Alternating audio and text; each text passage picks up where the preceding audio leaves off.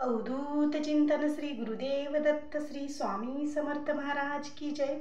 श्री स्वामी समर्थ सर्व ताई आणि दादांना तुमचं सर्वांचं स्वामी समर्थ माझी आई या चॅनलमध्ये स्वागत आहे। आजचा दिवस स्वामी महाराजांच्या कृपेने तुमचा सुखाचा आणि आनंदाचा जाऊ हीच स्वामीचरणी प्रार्थना करून आजच्या व्हिडिओला सुरुवात करूया। तर बघा, आता उद्या रविवार आहे, तर रविवारपासून अमावस्याला सुरुवात होत आहे आणि सोमवारी ही दरश वेळामुषा आहे, म्हणजे सोमवती अमावस्या आहे। तर ही सोमवती अमावस्या, ज्या सोमवती अमावस्या दिवशी जे काही आपल्या घरासाठी आपल्याला काहीशी उपाय करायचे आहेत, तर आज ते आपण या व्हिडिओमार्फत जाणून घेणार आहोत। तर बघा, बऱ्याच वेळेस काय होतं की घरामध्ये आपल्या नजर बाधा होते, नजर दोष होते किंवा करणी बाधा होते, बाहेरचं होत असतं। तर त्याच्यासाठी आपलं घर हे सुखरूप राहावं, आपल्या घरावर वाईट कोणाची नजर पडू नये किंवा घराला वाईट दोष लागू नये असं प्रत्येकालाच वाटत असतं। तर त्यासाठी जे काही अमावस्या दिवशी जे छोटेसे उपाय करायचे आहेत, तर ते आज आपण या व्हिडिओमार्फत जाणून घेणार आहोत। तर त्याआधी व्हिडिओला नवीन असाल तर व्हिडिओला चॅनलला आपल्या सबस्क्राईब करा, लाईक करा आणि शेअर करा। तर बघा, आता हे उपाय शक्यतो सोमवती अमावस्याला आणि शनी अमावस्याला केलेले खूप उपयोगी ठरतात आणि ह्याचे रिझल्टही तसेच येतात।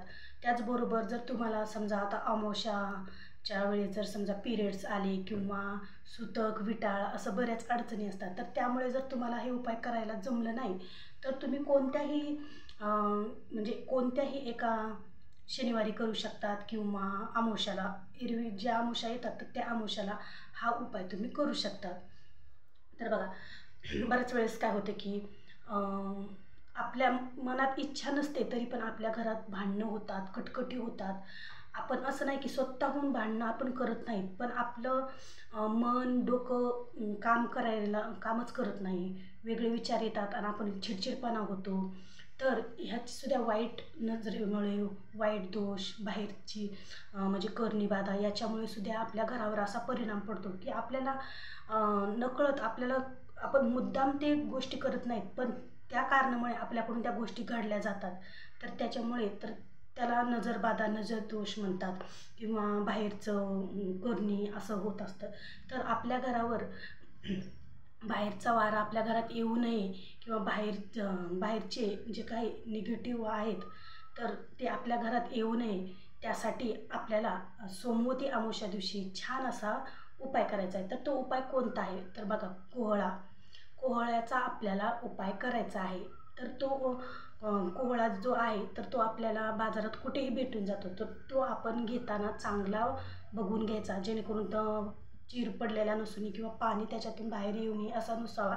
तर चांगला आपल्याला कोहळा घ्यायचा आहे आणि तो अमावस्या दिवशीच, ज्या दिवशी आपल्याला ती सेवा करायची त्या दिवशीच घरी आणायचा आहे आणि देवघरासमोर बसायचं, पाटा ठेवायचा, पाट्यावर लाल कपडा आपल्याला अंथरून घ्यायचा, पाट्यावर म्हणजे ब्लाऊज पीस लाल अंथरायचा आणि त्याच्यावर तो कोहळा ठेवायचा। त्याची छान अशी पंचोपचारी पूजा आपल्याला करायची आहे।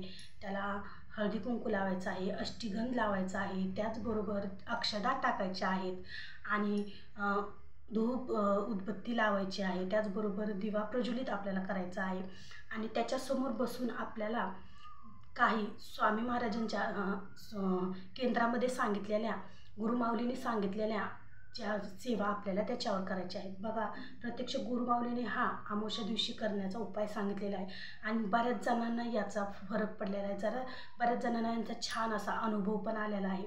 बघा, आपल्या घरात जर तो कोहळा आपण बांधला तर वाईटची दृष्टी आहे तर तो कोहळा स्वतःवर ओढून घेत असतो आणि जर आपल्या घरावर वाईट नजर जर लागलेली असेल, बाहेर जर आपल्या घरात झालेलं असेल, तर तो कोहळ्यातून पाणी सुटायला सुरू होतं आणि कोहळा हा बारीक व्हायला सुरू होतं।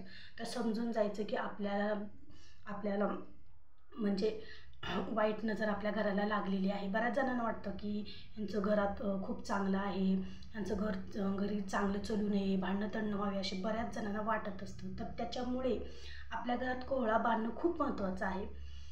तर बघा, तर आपल्याला पंचोपचारी त्या कोहळ्याची पूजा करायची आहे आणि नंतर 11 माळी श्री स्वामी समर्थ या मंत्राचा आपल्याला जप करायचा आहे बघा. त्या कोहळ्यावर आपल्याला उजवा हात ठेवायचा आहे आणि 11 वेळेस श्री स्वामी समर्थ, श्री स्वामी समर्थ या मंत्राचा आपल्याला जप करायचा आहे त्या कोहळ्यावर हात ठेवून.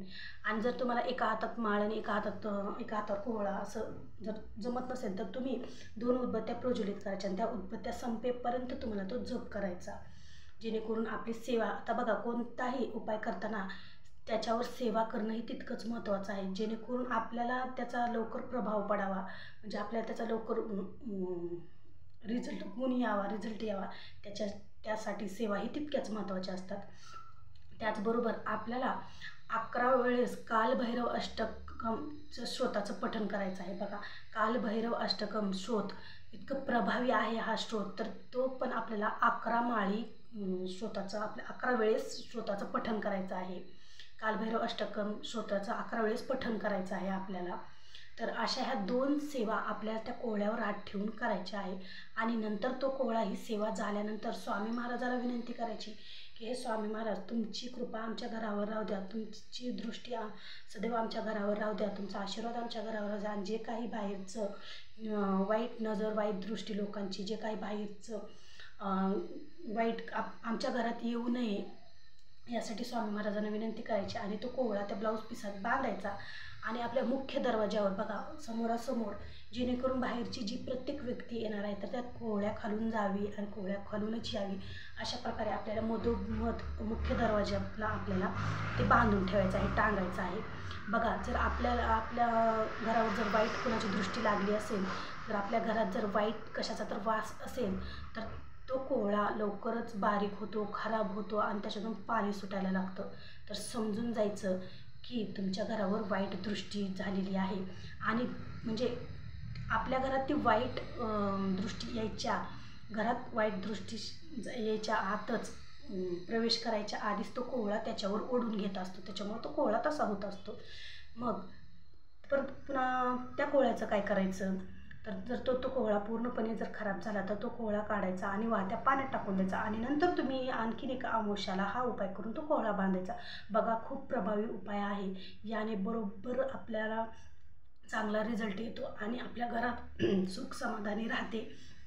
त्याचबरोबर आणखीन एक मोहरीचा उपाय एक आहे जो मी तुम्हाला सांगणार आहे. तर आपल्याला पिवळ्या मोहरी घ्यायच्या आहेत बघा. ते किराणा दुकानात म्हणा, धार्मिक ठिकाणी किंवा केंद्रामध्ये पिवळ्या मोहरी भेटत असतात. तर त्या पिवळ्या मोहरी घ्यायच्या आहेत आणि आपल्याला देवघरासमोर त्या पिवळ्या मोहरी उजव्या हातात घेऊन 11 वेळेस श्री स्वामी समर्थ मंत्राचा जप करायचा आहे. मोहरी पिवळ्या हातात घेऊन 11 वेळेस श्री स्वामी समर्थ या मंत्राचा जप करायचा आहे. आणि आपल्याला देवघरासमोर बसून आपली जी स्वामी महाराजांना आपली अडचण आहे, आपल्या घरातील जे काही नजर दोष म्हणा, कन्नीबाधा म्हणा, ह्याच्यापासून आपल्या घराचं संरक्षण व्हावं त्यासाठी स्वामी महाराजांना प्रार्थना करायची आहे. आणि त्या ज्या काही आपल्याला 11 वेळेस श्री स्वामी समर्थ जप झाल्यानंतर ज्या काही त्या मोहरी आहेत तर त्या मोहरी आपल्याला आपल्या घरातील प्रत्येक कोपऱ्यामध्ये टाकायच्या आहेत. थोड्या थोड्या करून प्रत्येक घरातील कोपऱ्यामध्ये त्या मोहरी टाकायच्या. घराच्या बाहेर 4 कोपऱ्याला त्या मोहरी टाकायच्या आहेत. आणि घराच्या मुख्य दरवाजाच्या उजव्या बाजूला आणि डाव्या बाजूलाही आपल्याला त्या मोहरी बरोबर उंबऱ्यावर आपल्याला उभा राहून उजव्या आणि डाव्या बाजूला त्या मोहरी टाकून द्यायच्या आहेत आणि समोर पण आपल्याला त्या टाकायच्या आहेत. तर अशा प्रकारे हाही छान असा सुंदर उपाय तुम्ही नक्की करून बघा, जेणेकरून आपल्या घरात सुख समाधानी वैभव सर्व काही हसत खेळत सर्व काही असावं, नांदावं आणि घरातील प्रत्येक व्यक्ती ही सुखरूप आणि आनंदी राहावी. तर याच्यासाठी असे छोटे छोटे तुम्ही उपाय नक्कीच बघा. हे असे उपाय प्रत्यक्ष गुरुमाऊलींनी सांगितलेले आहेत, तरी केंद्रातील उपाय आहेत. तर हे उपाय तुम्ही नक्की करून बघा.